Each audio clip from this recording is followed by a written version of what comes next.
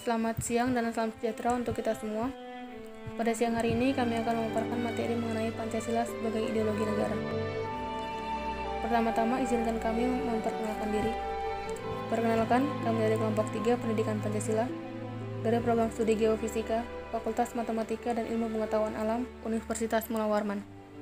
Dengan saya sendiri, Emerlinda Urike Warwing, dengan NIM 2107076017 sebagai moderator, dan juga kedua rekan saya, Amelia Nur Sandrina dengan NIM 2107076005 dan juga Karisa Aulia Maheswari dengan NIM 2107076009. Pendidikan bukan hanya persoalan ke sekolah dan ke kampus dalam mendapatkan ijazah, tetapi soal memperluas wawasan serta menyerap ilmu kehidupan. Baiklah, pada siang hari ini kami akan memulai memaparkan materinya.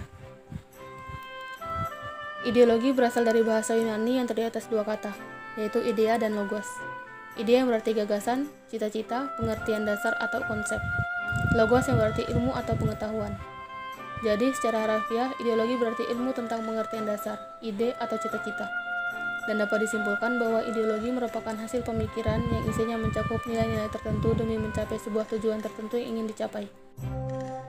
Pada siang hari ini saya akan menjelaskan mengenai fungsi dan peran dari ideologi dan juga sifat dari ideologi. Yang pertama itu fungsi dan peran dari ideologi. Fungsi dari ideologi sendiri adalah sebagai sesuatu yang memperkuat dan memperdalam identitas rakyatnya.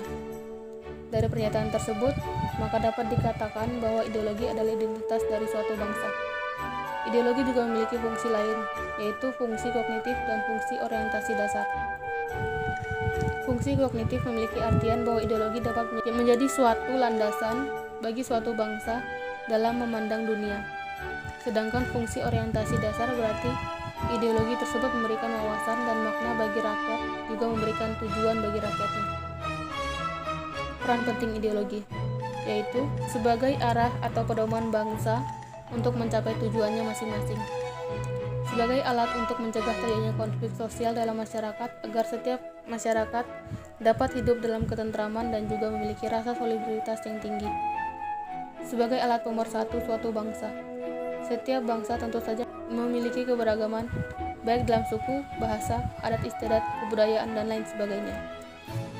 Yang kedua yaitu sifat ideologi. Ada 3 dimensi sifat ideologi, yaitu dimensi realitas. Nilai yang terkandung dalam dirinya bersumber dari nilai-nilai yang hidup dalam masyarakat, terutama pada waktu ideologi itu lahir, sehingga mereka betul-betul merasakan dan menghayati bahwa nilai-nilai dasar itu adalah milik mereka bersama. Pancasila mengandung sifat dimensi realitas ini dalam dirinya. Dimensi idealisme. Ideologi itu mengandung cita-cita yang ingin dicapai dalam berbagai bidang kehidupan bermasyarakat, berbangsa, dan bernegara.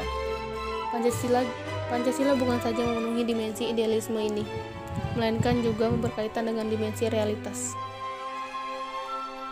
Dimensi fleksibilitas. Ideologi itu memberikan penyegaran, memelihara, dan memperkuat relevasinya dari waktu ke waktu sehingga bersifat dinamis dan demokratis.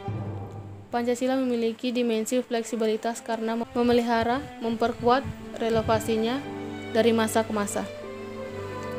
Baiklah, sekian penjelasan dari saya dan akan dilanjutkan oleh rekan saya, Amelia Nur Sandrina.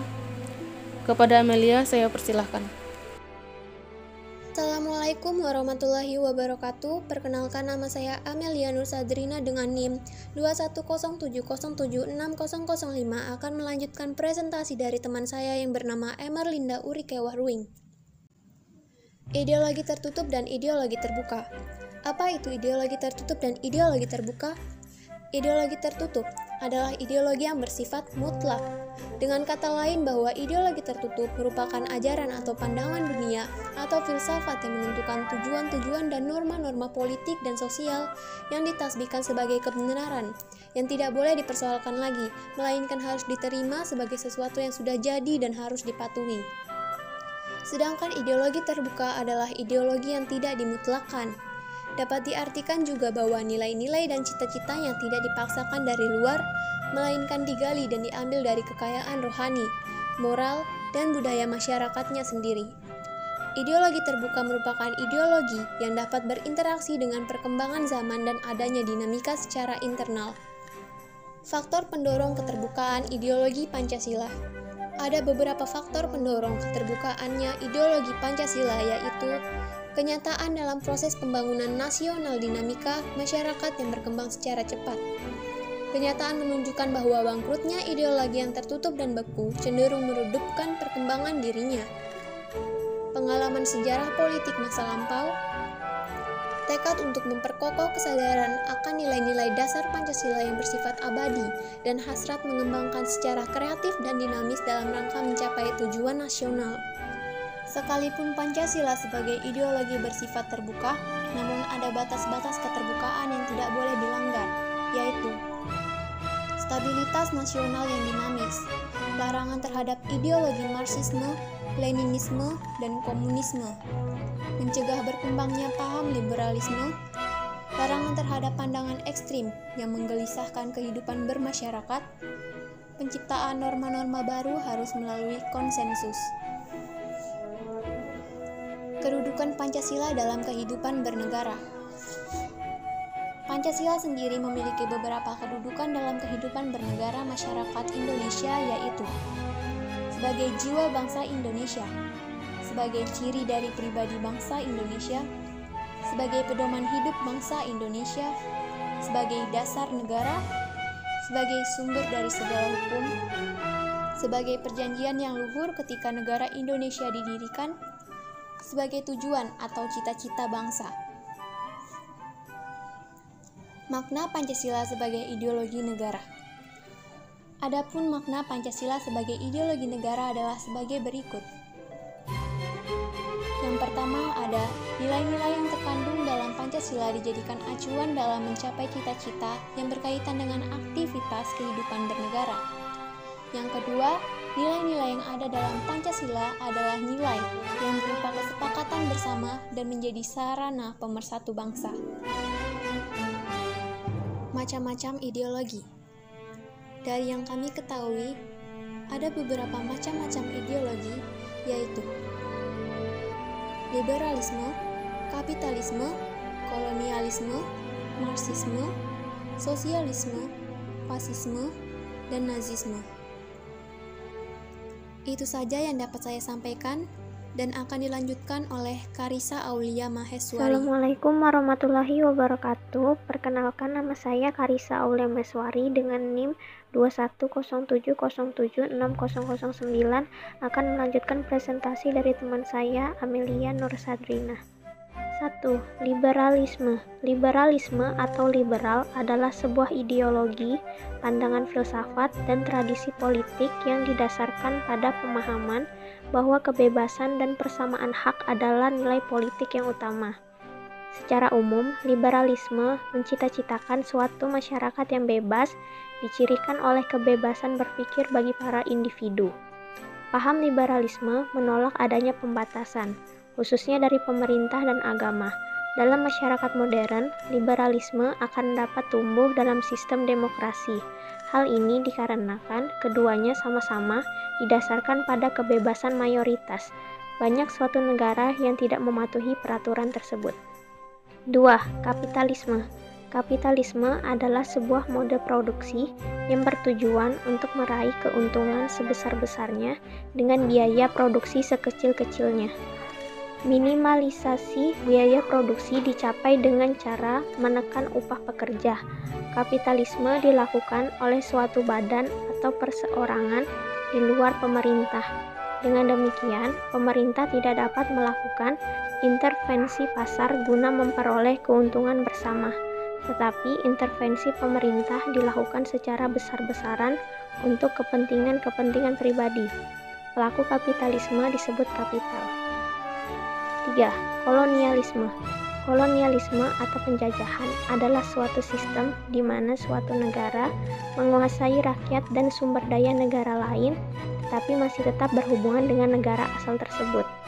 Istilah ini juga menunjuk kepada suatu himpunan keyakinan yang digunakan untuk melegitimasikan atau mempromosikan sistem ini, terutama kepercayaan bahwa moral dari pengkoloni lebih hebat ketimbang yang dikolonikan.